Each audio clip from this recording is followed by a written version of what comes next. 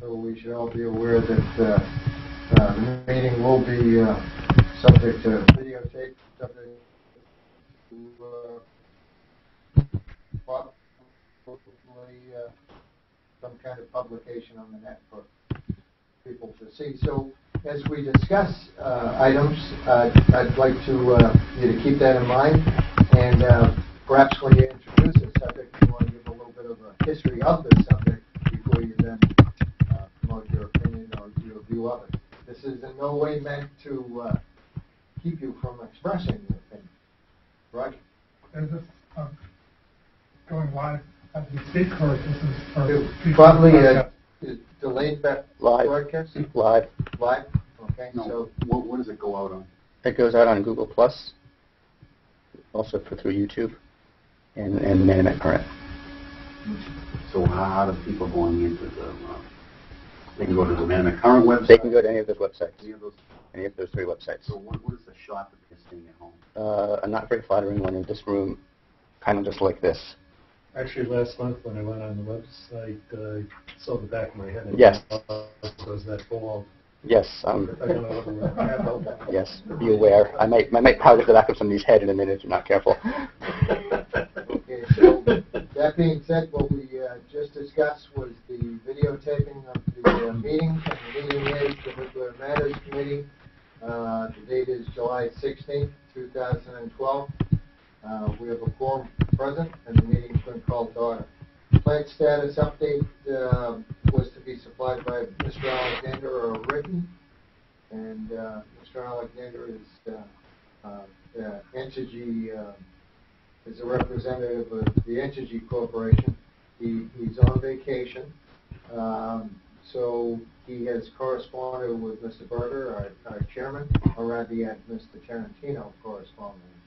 And as I read it in synopsis, the labor action at the plant has ended, the contract has been ratified, and all nuclear workers are back working at the plant as of sometime last week. There was a period of repatriation where the workers were brought in and their qualifications had to be reviewed and examined before work status, and that was done in a staggered process, and the operation of the plant is now with its union members overseen by Entergy management. I think that's a synopsis of the situation. The plant continues to run.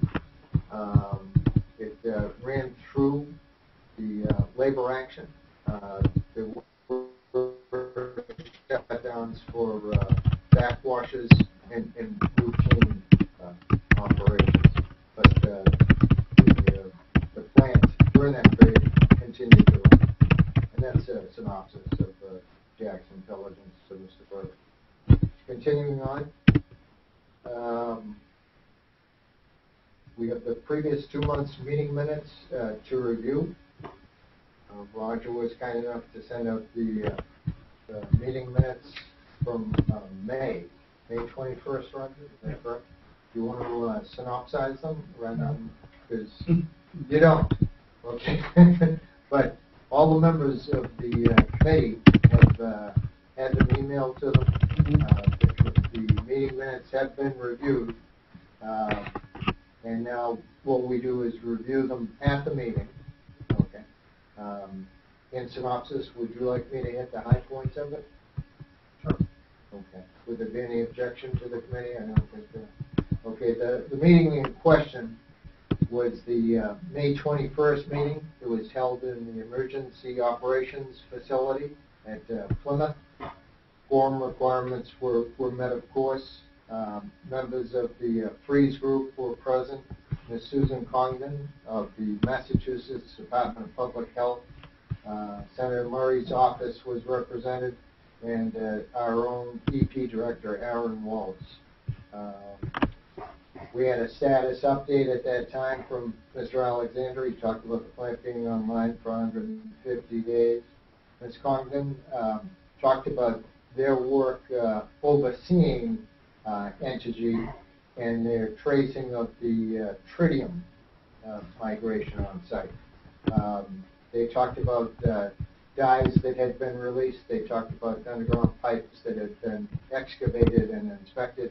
The problem continues, but the levels at which the tritium is being found, okay, is at a tenth, approximately a tenth of the drinking water standards. The effort continues by the company, overseen by the state. Let's see, it talked about the upcoming, at that time, labor negotiations. It also talked about the NRC Chairman Jaczko and his resignation. Since that meeting, Chairman Jaczko has indeed resigned. A new chairman, Ms. McFarland, has been appointed and confirmed by the Senate in his place. And there was another commissioner who had been one who was likewise approved for another 3-year term. Do you remember that name? Savicki? Yes. So the Nuclear Regulatory Committee, its 5 members, are all intact under the tutelage of a new chair. Okay. Mr. Alexander talked about dry casks. Okay, and it was the subject also of the June meeting. I won't go any more than that. NRC correspondence was discussed. It used to be, Mr. Maloney, that we would go down, Roger or I would go down once a month to Town Hall and get the NRC's latest letters to the town, and we'd review them and synopsize them for the committee. But that's all gone electronic now, so we, as interested members, get them on a daily basis. If they're of interest, Jeff schedules them for discussion and we can discuss them. But the topic at the meeting in May was that we should not expect to see any more at Town Hall because everything is coming in electronic. Okay, continuing on. Roger, would you say that synopsizes the meeting minutes? That's already done. Okay. Yeah. So could I have a motion to accept? Okay. And a second? Okay. But record shows that the meeting minutes for May 21st were accepted unanimously. I abstained, I wasn't at that meeting. Right, and with all due respect, sir, I think you're a guest as a selectman as opposed to a Oh, yeah, sorry, I forgot. No, we report to you. Right. We advise you. Forgot. Okay, the next month's meeting was June 18th. Okay, and that was held here at Back TV Studios. There was quorum met, call to order, introduction of a new Board of Selectmen, a new Board of Selectmen's representative to the committee, Mr. Maloney, as opposed to the good Mr. Moratori, who had served for the past year. We did have a plant status update from Mr. Alexander. The labor action was ongoing up at how the NRC was monitoring the temporary management staff at the plant was discussed in detail. We also talked about dry cask storage. The effort had stopped during the labor action. Since the labor action has been concluded, the dry cask storage project is now continuing. Okay, but we won't see fuel going into casks, as Mr. Alexander reminds us, till probably sometime next year. In the meantime, there's pads, travel paths, cranes. Next year, 2013 or 2014? I think Jack said the 2014 for the That's first correct. piece of That's fuel. correct, yeah. Yes, there'll be physical movement, though. We'll actually see casks moving.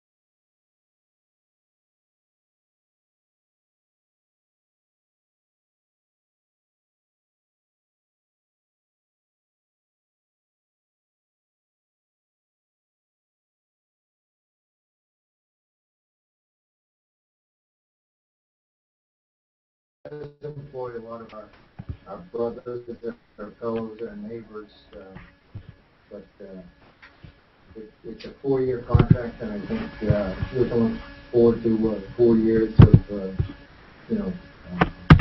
continuing operation without this. It was a burden on the town. Yes.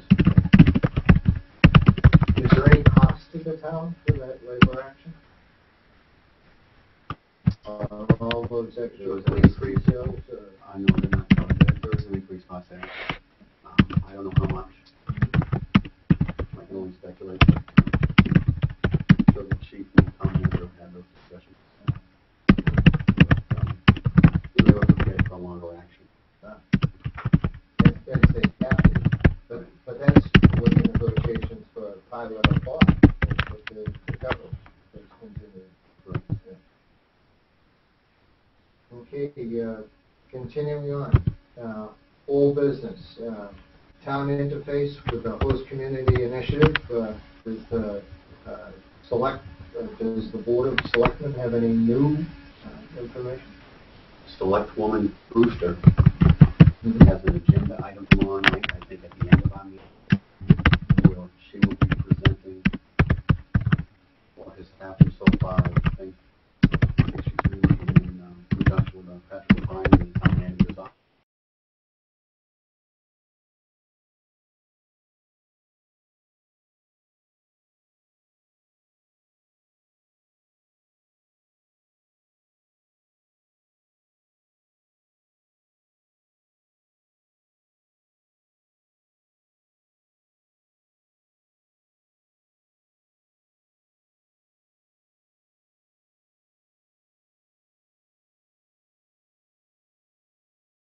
Like ups.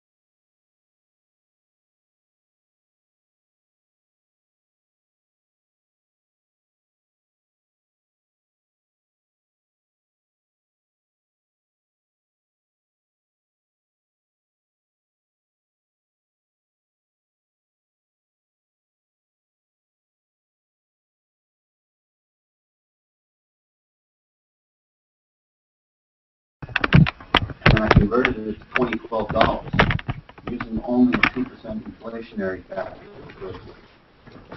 for comparison, okay? This is very conservative. It's very low.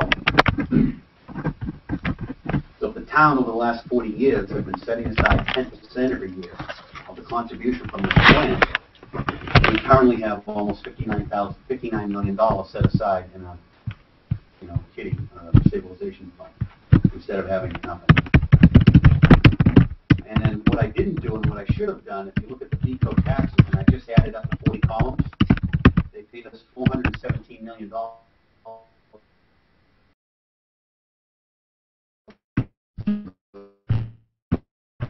last 40 years, we have nothing to show for it.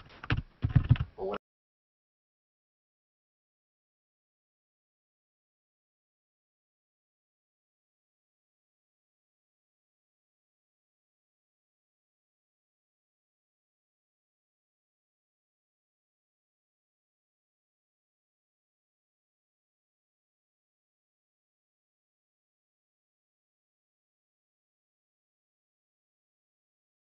all things being equal, we would have $29 million set aside by 2032. Yeah, if we can do the same. If we were to do what we didn't do in the town, Well, from here on out. yes, Right. and then 20 years. Yeah, exactly. And if you look at the, I'll get back to that in a second, Rich. Just the 08, 9, 10, 11, and 12. There's two references there each year, because Entergy is picking up the bulk of the taxes, and that $1 million each year, that's from Boston Edison.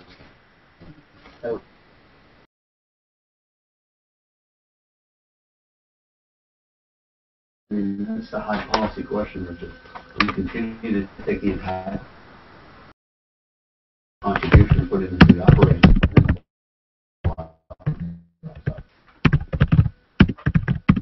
I was just thinking to Jeff Berger's letter to the OCM editor on that. Right. So that was, But I just want to say, 29 million, for the sake of argument, like 2032 set aside versus, and I'm just looking at 2010, we needed 111, almost 112 million. yeah, and right now, I don't So know. that's maybe. Our tax levy right now is in the 120, So that, 120 million range. so if we set that aside, that's about 25, in 2032, that's about 25% of the monies we collected and supposedly needed in 2010. Right. So we're partially filling up the tires in the car. I don't know if the truck is right on the highway there. I'm not criticizing, I'm just looking at the numbers. No, I'm, So we get the other 75%, assuming this didn't change. and then the other thing is here, obviously, and this is the other statistic.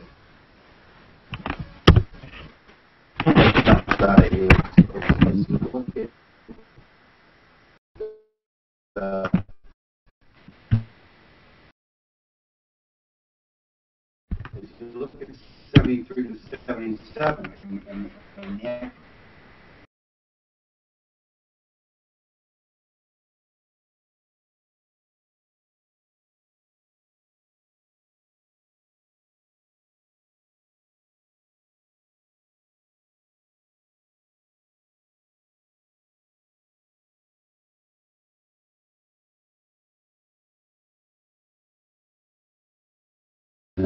and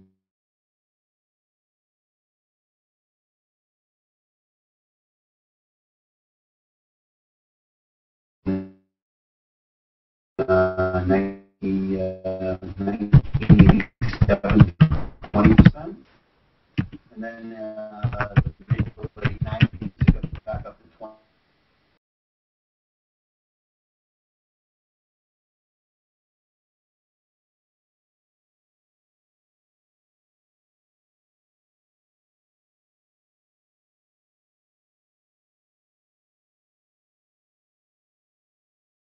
at the dollars that the company has given to the town, they've pretty much been in the order of 15, 13 million. So what it is the town's needs are growing as well.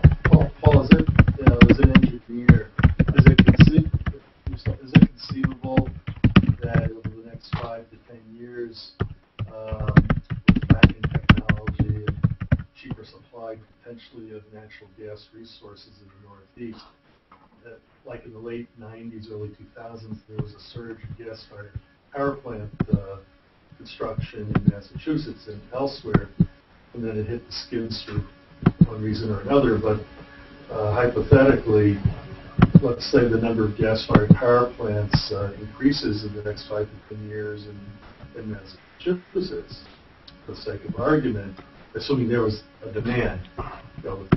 Some plants getting retired, like Salem. I think Salem Harbor, for example, is whoever bought Salem Harbor to retire the plant, the shutter is planning on putting, I think, gas-fired units up there as an example. But let's say 50% of the electricity in 10 years could be from new gas-fired power plants. And all that electricity goes into the grid, the ISO. I guess the question is it conceivable that Entergy could say, there's a lot more competition now, we're not getting as much money as we think we could get there because of that and all the wind farms coming up in the ocean. I'm just trying to look at it from a big picture standpoint. Could Entergy conceivably say, hey, you know what, this is all nice there, but we got 20 more years, but looking down the pipe, we don't think we're making a lot of money, but we're not necessarily going to be making a lot more money because of. Right. Now, Roger can probably speak more factually about it than myself, but I think they're looking at the gas supplies as drying up in the next 2 years. Rich, is that correct? I mean, they're not going to be there forever, even with all the fracking, the gas, or the gas-fired units that make electricity that compete. How would they be drying up? Yeah. Well, because we're using, I've been seeing we're the opposite. you see Well, they're getting projections more that it's going supplies. to I get mean, more. Qatar is like supplying most of the world right now, Uh-huh. and other places like the North Sea. Yeah. But the United States is increasing its gas development, not only from fracking, Yeah. but also from pipelines that they've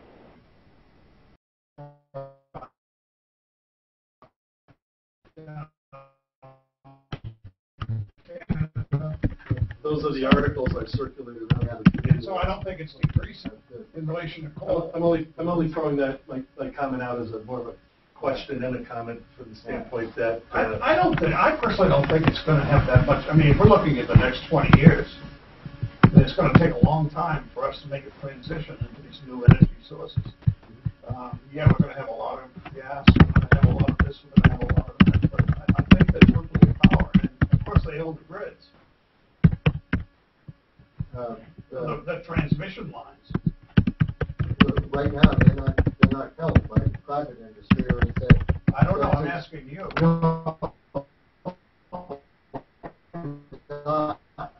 They're not. No, it is. That makes a big difference. Right. So what we'd have to advise our selectmen is that is a position that you see being offered, and you see people pursuing that. It's the deregulation of the transmission lines, just as 10 years ago they deregulated the generation. Probably you won't see new power plants in Massachusetts. That's what we tell our selectmen. We can look at that, and it's the regulations for permitting new power plants that would hold it up, would keep people from investing. No, it's the capital, it's the investment people that are saying no because of the risk. Yes. Yeah, but I'm not talking about greenfield plants and new sites. I'm talking about taking old plants, shuttering them, and it may be more economical in the long run down the road to go from one field to another. Now, it's not even just natural gas that could come into play. I also see that if NRC starts coming up with more stringent requirements based on Fukushima, that could have an economic impact on nuclear plants to retrofit it, improve this, improve that there. That's another factor that, whatever energy you're making from sales there, they're going to say, oh, well, we've had to put all this money into doing this, doing that, that competition. I'm just throwing that out as a point that I think we know the answer. we don't, but I think we have to be aware of that or sensitive to that. Well, I think more importantly, Rich, I think that the fact that the plant has 3,200 fuel rods, and an 800 capacity fuel tank, and the fact that they have to move the dry cask storage in order to repower, or refuel. So in the next 20 years of the operating license, they're not going to be making much of a dent on this. All right, but that's not the point. The point is this: is that they're having to spend a significantly amount more from their operating budget in order to be able to handle the dry cask storage, which decreases, doesn't impact their revenue, it impacts their profit and their operability. So in terms of the amount of money that they're going to have, the U.S. government, by refusing to address the spent fuel needs, is increasing the cost of the fuel of the plant. And therefore, they may have a position that says, we've been storing these fuel rods for years, now we have to spend $150 million up to 2014, and from that point on, each dry cask storage, if you will, container is going to be $1 million. So it's going to be a significant, and it's going to increase risk too. I'm glad you pointed it out. I guess my concern is that they're going to argue the cost of doing business, even though the NRC gave them their license for another 20 years and so forth. So don't be surprised if they just come back and say, hey, this is all nice there, but we don't agree with the selectmen and doing more as far as how much through a new pilot they should overcome because of. Then it becomes a matter of dueling experts. So I'm just throwing that out as a yellow caution flag for what it's worth. So what we've in fact done is just advise Mr. Maloney that these will be the arguments, all of these, as to why the pilot can't be increased, de facto why it should be reduced. But and that's why he has the outside law firm, and he has the national reps reporting to them as to, what do other nuclear power plants pay their community, and so you will have actual facts to deal with. But when it comes to need, we don't tax businesses based on need. As to what needs they put on to the town. I mean, it's no. There's like you said, there's an assessment, professional assessment. Yeah. We have It comes up with a value, and upon that value, the tax is paid. We have one nuclear power plant, but we have in town maybe 250 pizza parlors there. Are they all taxed by that? I mean, there's got to be a way. There's a clause in the current pilot agreement with Entergy that says that if we ever go to a school tax rate, residential commercial, do something different there. The pilot agreement is null and void and okay, it's reopened. It would have to be. Now that we're entering into negotiations for a new one, now we can address that. And so Dwayne Morris comes back and says, Board of Selectmen, maybe we should, whoever makes the decision to go, if we could go back to a split tax rate with town representatives, however, if we did that, that means we could have a way to get 4 times the revenues that we would be getting otherwise from Entergy there. Maybe that would get, whatever was preventing that from happening in the recent past there, maybe that's all it would take.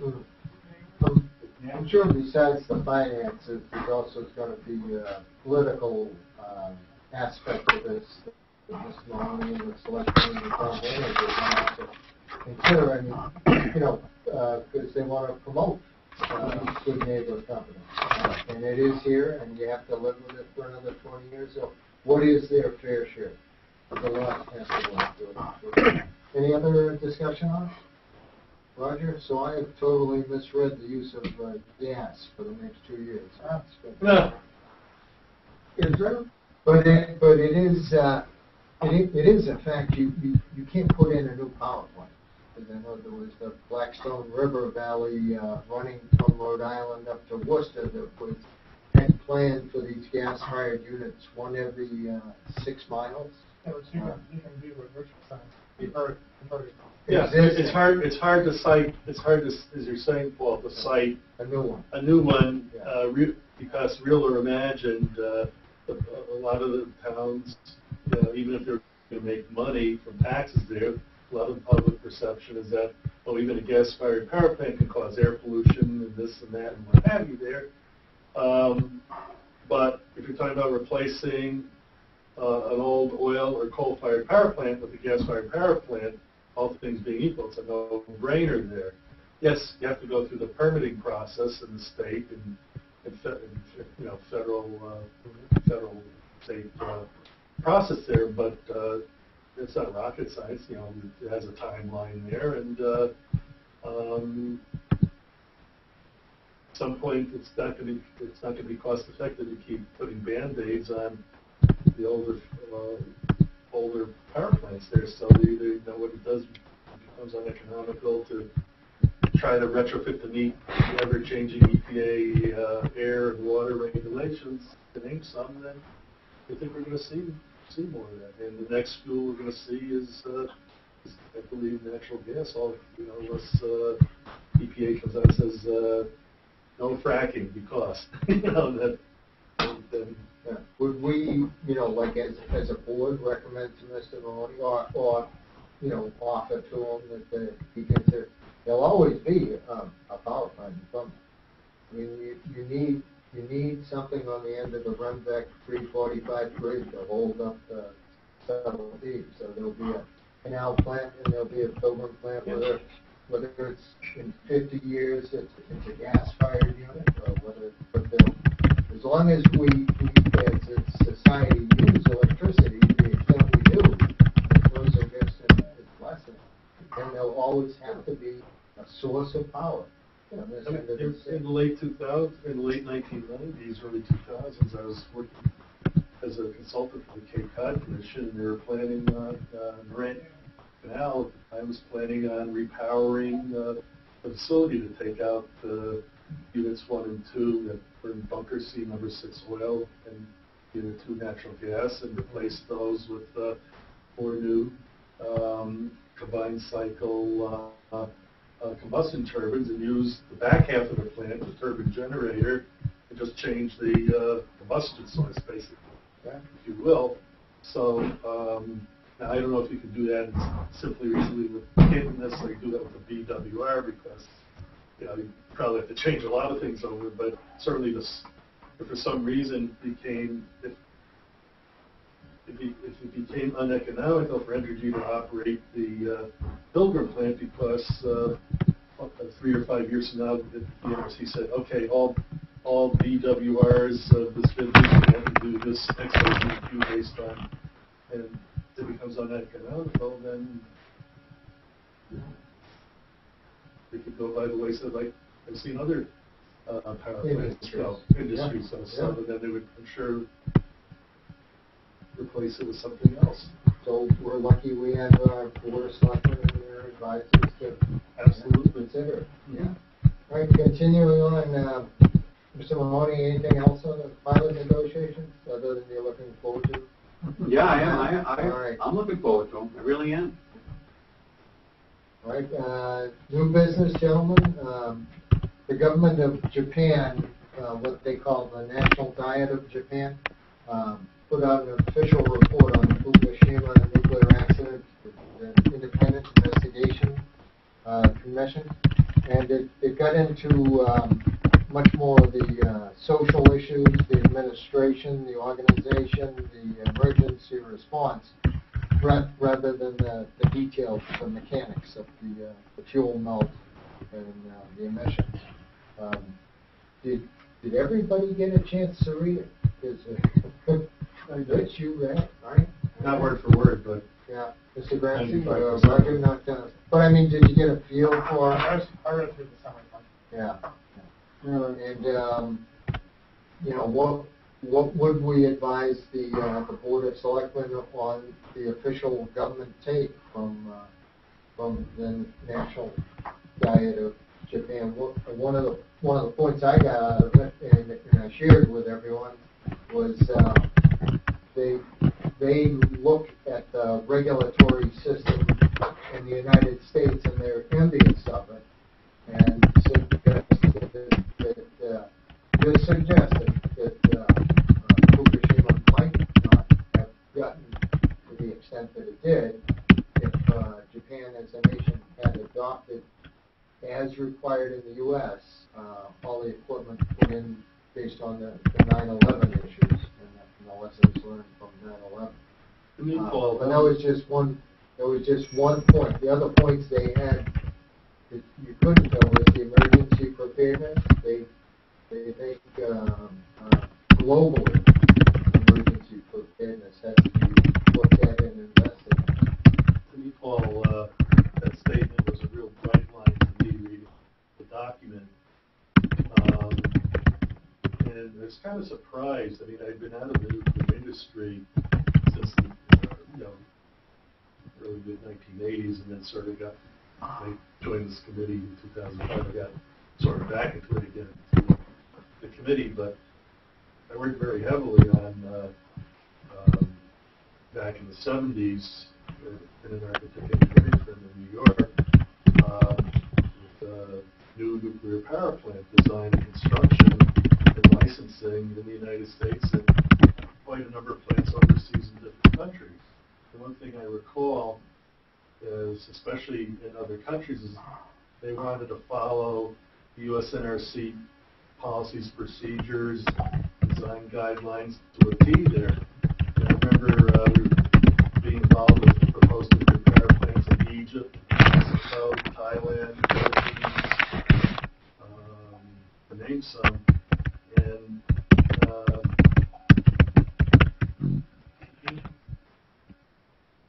No, I think that's oh, Mr. Grant. okay. So the only point I want to make is that if a country, for whatever reason, decides to deviate from, and I'm not saying the NRC's always done everything right, the way I'd like to see them do things. I've been a big critic on emergency preparedness in certain respects, commented on over the years here. But if a country is deviating in terms of what this country's been doing, Japan, then I'm not surprised to see what was stated in that report. The other things in terms of how radiation and meteorological monitors were knocked out, how the models they had couldn't operate because of some problems there to predict where the plumes were going and things. I mean, these are things that certainly in this country, I would certainly hope that there would be some backups and redundancies so that you wouldn't lose, if you had a power failure, you wouldn't lose your real-time. For example, the Mass Department of Public Health, as we know, is setting up real-time rad monitors there that certainly hope that there'd be some backup there so that if something caused a power failure on the grid there, those would be operating with some backup supplies. So I think part of the problems had to do with the breakdown in communications and just the physical loss of things that compounded. That's what I got out of reading that report there.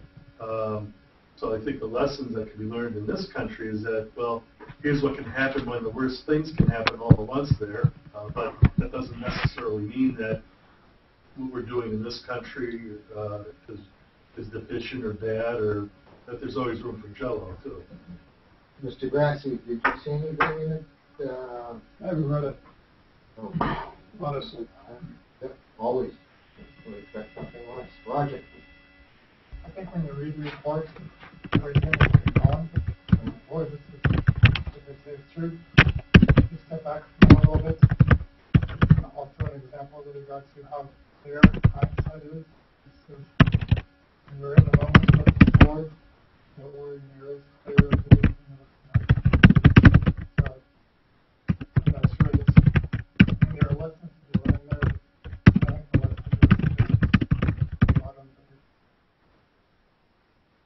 Simpson?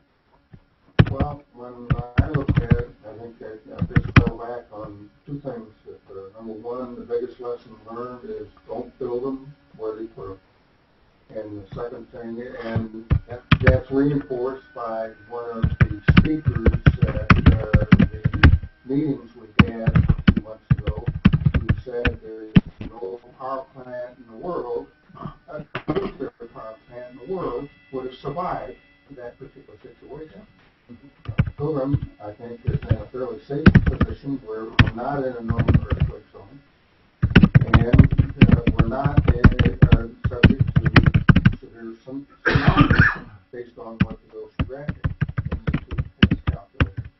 The worst thing that can happen to us is hurricanes, and we've had hurricanes up here, but we've never had like a Category 5 come right on to the plant, and what that plant is designed for. I don't know about how it will be designed to survive a hurricane. I think it's just the design to handle three. That's I right. want to say upwards of 120 miles per hour. But the thing, I think what Jim's also saying is we're nestled in the bottom of the Gulf of Maine, on the arm of Cape Cod. So hurricanes, which would sweep up the coast and still be a 5, Was it if power they of get man? Narragansett, they have to travel over 30 miles of land to get it. Right. And if they come in from the ocean side, they either have to cross the Cape, or to generate like a 5 on the site itself, we would have to go to the end of Race Point and then change direction. And they don't do that.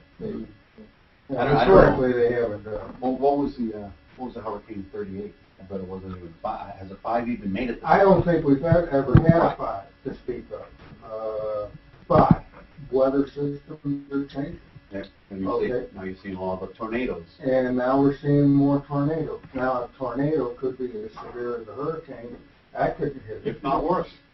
I'm not an oceanographer, but the wave height, I believe, for the 1991 no-name storm, which had 60-mile-an-hour winds, I believe was creating 30-foot waves from New Hampshire down the coast in various places, depending on the shoreline topography, too.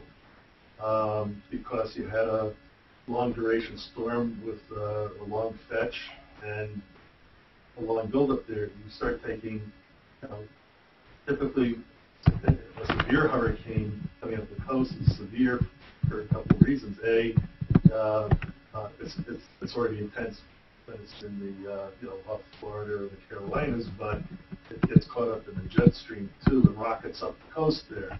So you got the rotational motion and the translational motion of the right semicircle with the wind field that's moving so fast. The 1938 Hurricane Jim was going at about 60 to 80 miles an hour forward speed because it got vertically stacked and got caught up in the jet stream there. So that's where they had the wind gust at Blue Hill and Milton of 186 miles per hour. But that storm was in and out of here in a couple of hours. So yes, there were high winds. I don't think, there may have been some wave buildup there, but I don't know if it would have been any different or any worse than what was already experienced in the no-name storm, for the sake of argument there. I think one of the people in the audience at one of our meetings 2 or 3 months ago started pointing out about hurricanes and he says, all these nuclear plants that were built back in the 70s, for the sake of argument, had to follow NRC reg guides and design standards, and they had to look at protecting the plant from tornado missiles, 300-mile-an-hour winds, and all this kind of stuff there. So the plants are built. They're built, with 6-8 feet of concrete in places. So I wouldn't necessarily envision or wouldn't lose sleep on a rogue 75 or 100-foot wave coming in and washing everything out, at least barring anything catastrophic like an asteroid hitting out 50 or 100 miles out of the ocean or something like that. certainly in terms of, it really boils down to safety versus economics there. It's easy for us to Monday morning quarterback, well, we talked about Hurricane Katrina for a long time. We need to shore up the dikes in New Orleans there, but that's talked about by scientists. Nothing was done. Hurricane Katrina came in. It cost a hell of a lot more to fix things up after than would have probably would have cost beforehand. So this is just typical. Rich, you had a comment. All I want to say, one thing is, Jim, the earthquake was not a factor at Fukushima. And knock down the power grid coming into the Coming plant. into the plant, but in terms of the power plant itself, it was a tsunami and the eventual I realize that, but of TEPCO. One of the arguments in the report is it's not clear that the earthquake didn't actually damage the plant. Understood. The second point I want to make is you could, from where I come from professionally, you can make all these pronouncements you want. No offense, Rick. You can make all these pronouncements you want about earthquakes, tsunamis, winds, and all that kind of stuff. Coming from the private sector, I just want a contract with that. And what I have to do is I have to develop a FEMA hazard mitigation plan, all right, for a very, very large institution. And basically what I'm going to do is my team is going to go out, we're going to do a risk assessment. We're going to look at the man-made hazards, and then we're going to look at the human cost, all of them. And we're going to assess each one individually and determine what are the potential vulnerabilities, because those are the threats. And then we're going to look at the consequences and the impact of those, and we're going to quantify them, we're going to qualify them, we're going to do all these things, and we're going to advise this plan on what they should do based on the probabilities.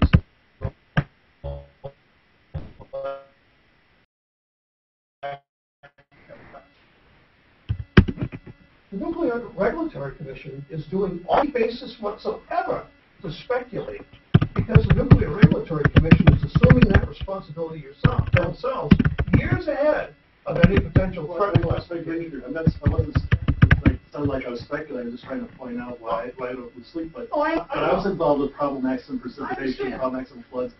When plants were being built, I had to do all the design engineering studies with the engineers, following the I understand. So I know, but my point here is like on Mahoney is that we are basically looking at a plant that has risk. Okay, significant risk as a result of them operating for 40 years, and now we've got a 20-year entitlement. the fuel and stuff. And we are not even assessing those risks to the town, to Entergy, or anybody. Nobody is assessing those risks. Nobody. So, and that leaves Entergy in a position to let us speculate as common people about earthquakes, about tsunamis, about wind speeds, and all this kind.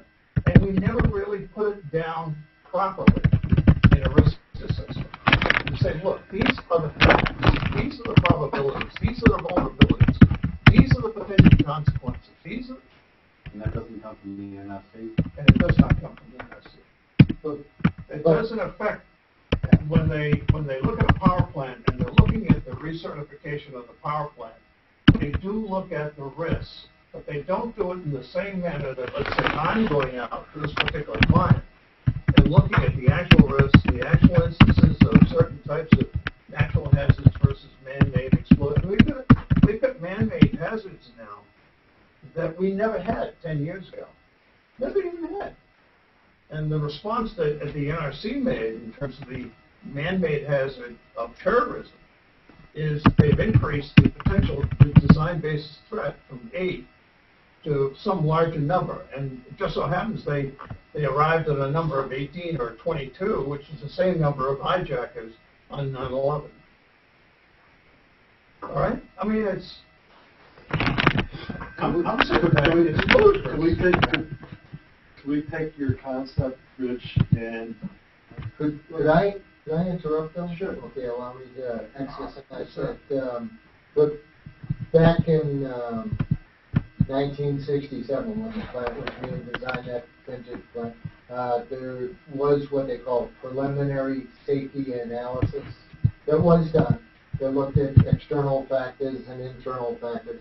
There was no such thing as terrorism, but it looked at the robustness of the plant. And then the requirements, the criteria were dictated by the NRC, and then, all the engineering firms came in and addressed those vulnerabilities.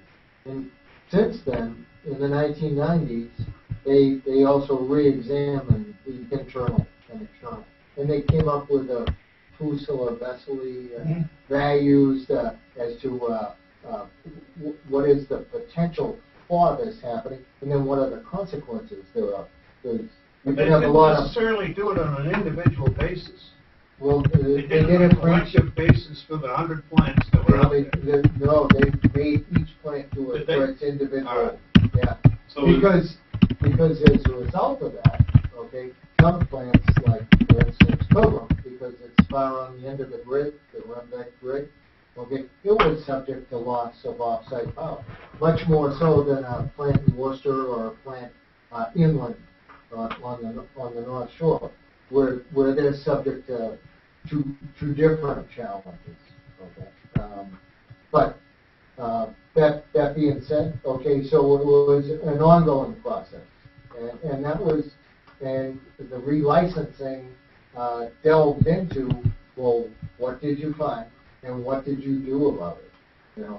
And that got into, let me try to bridge. But that's all I want to convey to the selectmen. I just want to try to bridge Sure. something, because I worked on a lot of PSARs and FSARs and what is Yeah. studies with plants being designed, but Rich is bringing up a good point in terms of this day and age, in terms of the individual plants themselves. And if you were to take a Pilgrim plant here in Plymouth with a surrounding population of 55,000 versus an identical Pilgrim plant with somewhere out, let's say, in the Plain States or wherever, population 3,000 there, the economic consequence, now, probably an accident, let's keep things simple. Let's say the probability of any kind of an accident was the same at both locations. We could have a hurricane coming in, but you could have the Platte River flooding or the Mississippi River flooding and causing a hurricane. But the point I'm trying to make is that the economic consequences of an accident could be much more severe depending on what's in that whole region versus another region there. It would seem to me that even though the probability is extremely low, perhaps there could be some leverage fall in terms of a pilot saying, we feel that because the plant is here and given the potential consequences there, we have to be more vigilant. We got more at stake here if something were to happen there. Therefore, we feel that, I don't know if that's another angle that we could use so there might be inequities between a plant in one part of the country versus another. And there is. And that's what gets into the severe accident management and the values that. Exactly.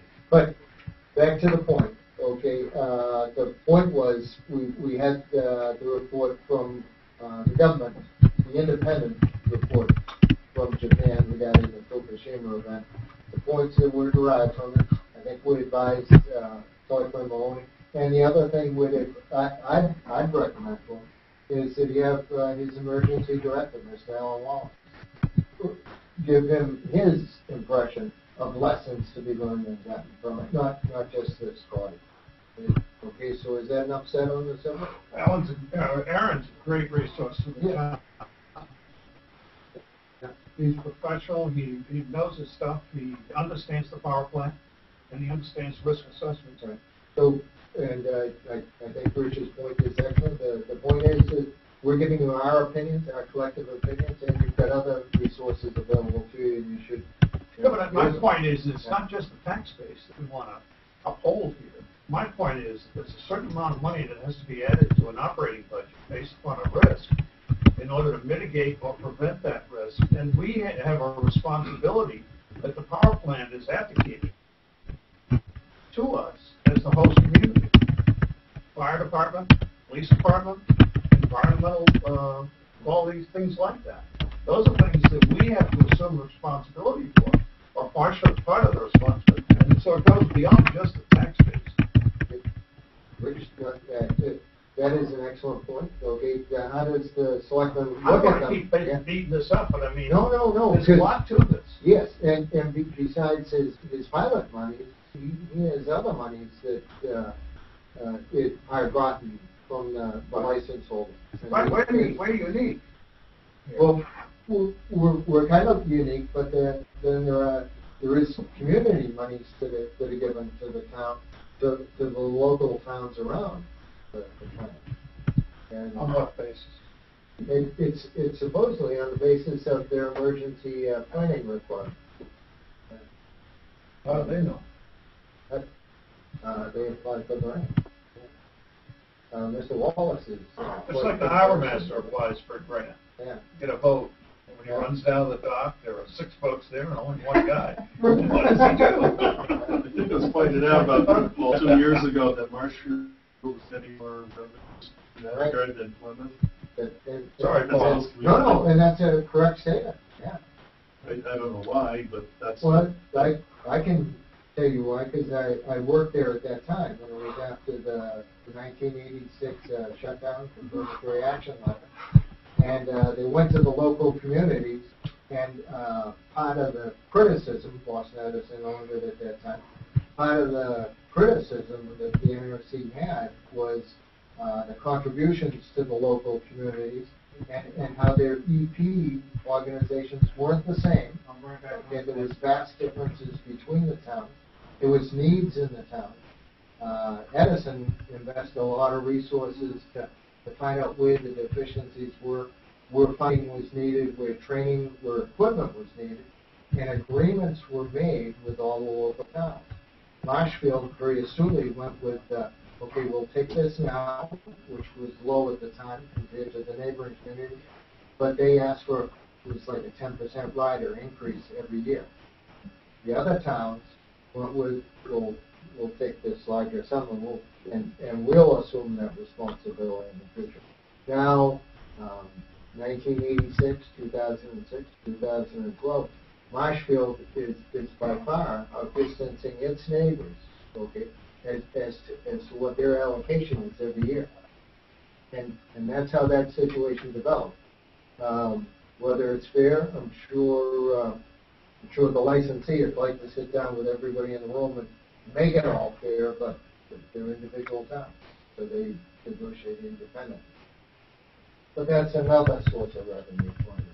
But again, I think the point is the government of Japan has formed an independent community that everybody agrees is scientifically astute, it is independent, and it has come to some conclusions that they are of value.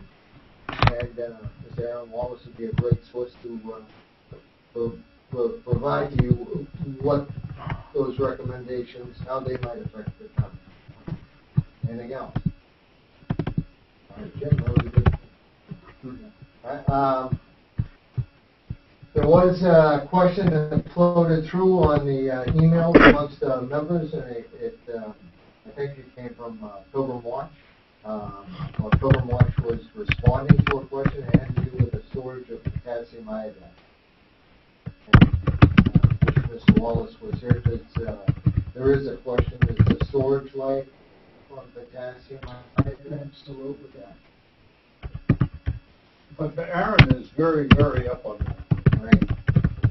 I can't give you an answer in his absence. How about if I pursue it with Mr. Wallace, and then I'll share the answer. I think he was going to try to get to our NMC meeting 2 months ago for that. And something came up, so I think he was ready to give us an update, but he just then. Okay, well, I'll get an update. Okay. What was the question on potassium iodide? The question was, how long can it be stored? Shelf life. Well, like for example, when you go to CVS, like I do, and buy potassium iodide and put it in the refrigerator in the event of whatever. Whatever. I mean, I live less than a mile from the plant. I like to have a little bit of around, you know. And it says right on the back how long it's good for, and it's not a long time. Mm-hmm. Is It's it a a matter matter of- of 2 years or? Well, I thought it was less than that. Really, 2 years? Well, when I get the facts from Aaron and Gee, we really should know that.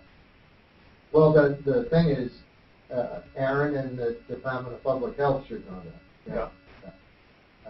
Aaron sure knows that. Well, reread the back of the label. Yeah, I know.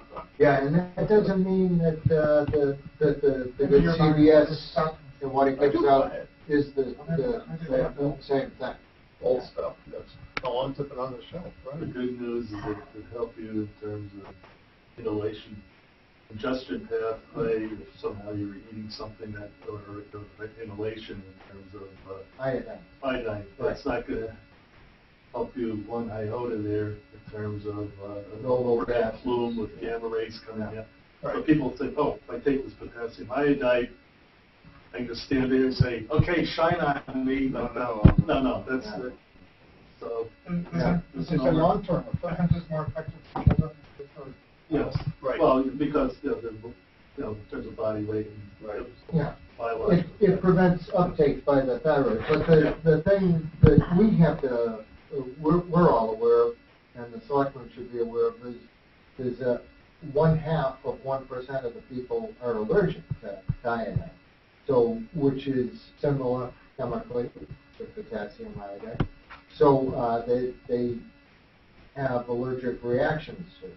So it should not be just taken lightly. It should be considered in your general health, your history, and what there might be for it.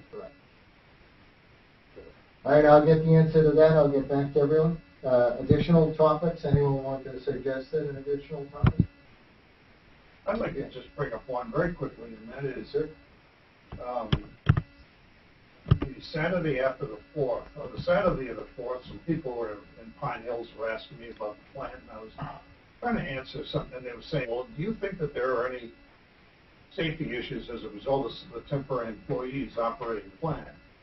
And I said, well, I really don't know, but 2 days after that, there was some sort of an event that occurred at the plant that was reported to us in an email, just parenthetically, that we never got any information on, which I think we should get. Right. Was that with people sleeping on the floor or something like that? But Weren't there some people, that some of the temporary employees were sleeping in and sleeping on sleeping bags on the floor? I don't know, it had nothing to do with that, it had something to do with the operation of the plant, and the fact that they had to take certain safety measures, whatever they were, Paul. Okay. And I think we should be very aware of that. All right.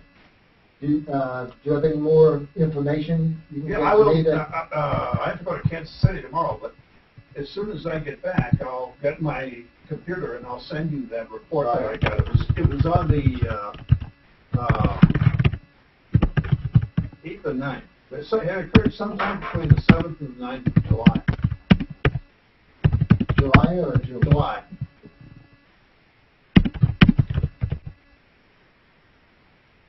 All right. And that was something I was going to ask Jack Alexander. All right, so I'll follow up on those two items. With Aaron Wallace on potassium iodide storage, and with Mr. Alexander and Mr. Tarantino on the incident on the 7th of the night. Any more details on it, Rich? Did you get on that? I vaguely recall that Rich was talking about, I think actually Jeff circulated an email we got from Jack Alexander, or maybe it went to the town manager, and it was, I don't know where Jeff got it from. The town certainly has information. on Yeah, that. and so Jeff circulated it, it was like a 1 or 2, it was a very short email, I remember, but, And it had to do with the cooling of it was the something- internal system. yeah. There was a significant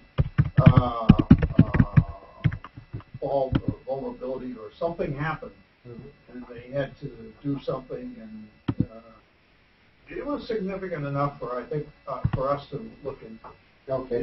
Yeah, Well, there was never a follow-up to that. Right. I do recall. Right. I forget the exact specific, there was something Yeah. along those lines, Yeah. but never saw anything beyond that. okay, well, I'll determine the facts of the matter. I'll get it from Alexander Tarantino. Okay, And I'll share it. thank you. Okay.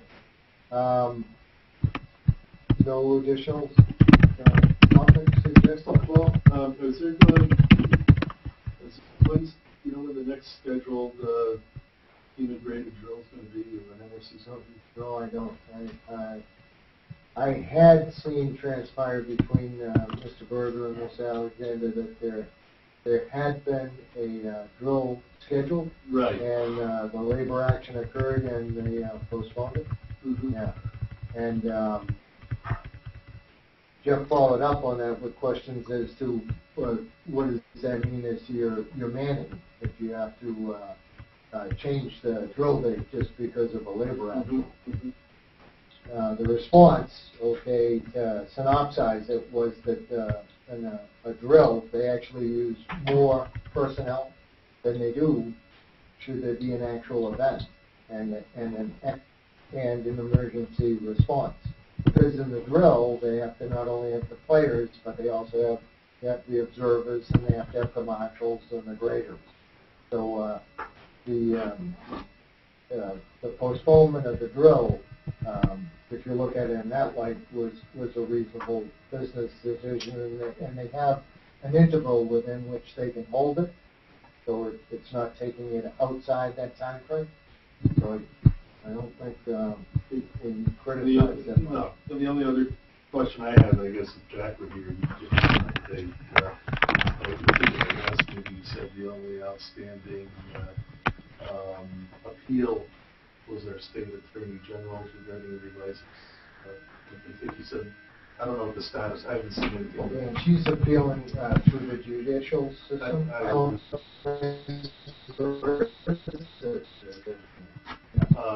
I think that was the only thing as far as the currently license approval that was still outstanding. So The license is approved. I understand that. Our state attorney general is still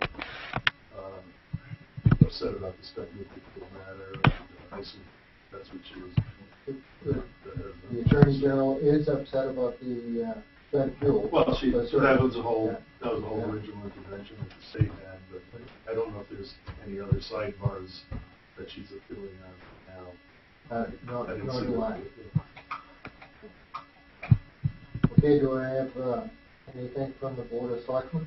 Just, in mid-August, I believe, first, second week of August, there will be a Board of Selectmen meeting. We'll just have one agenda item, and that's our Japanese delegation from Kitchen. So, if you're still interested, you could always stop by. I'm sure there'll be an interpreter there, and you can get firsthand from some of these leaders in this community how this event over there affected them. Newspaper, read these reports there. I mean, it's much. I mean, Well, I'm not saying. I think I'm just saying we know it was devastating. Sure. God forbid if something like that ever happened, it would be devastating. From that standpoint, I think as a resident, it was very bothersome to witness this, Right. and you just can't put a price on safety. I mean, you have to, because we had to put so much money into every little thing we do here. The whole country would go bankrupt. You couldn't do that, but obviously you pick and choose. I think there'll be some sort of presentation as to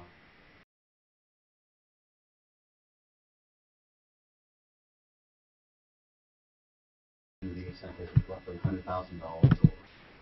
That'll be good. Yeah. Was our sister city part of that 200 square miles that was inundated? Or? I think they were. I'm not sure. I don't think they were within like 50, but they were definitely impacted by the tsunami.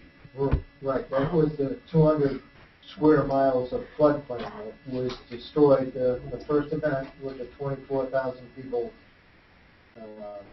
lost their lives. Was it trying to sound flippant, Jim? Like, the point is that the plant is here. Well, you wanted a more personal connection. The plant is here. It's just is going to be here. And that's one of the reasons why I said, okay, we need to bolster up the regional monitoring just in case. Right. Probably will never happen, but just in case, having that, at least the state intercede, because the feds weren't interceding the way they could have with the pressure we were trying to put on. So that's a plus. Yeah. All right, anything else? Do I hear a motion to adjourn? Motion, a second? Second. Can we have a vote? Let the record show that meeting is adjourned.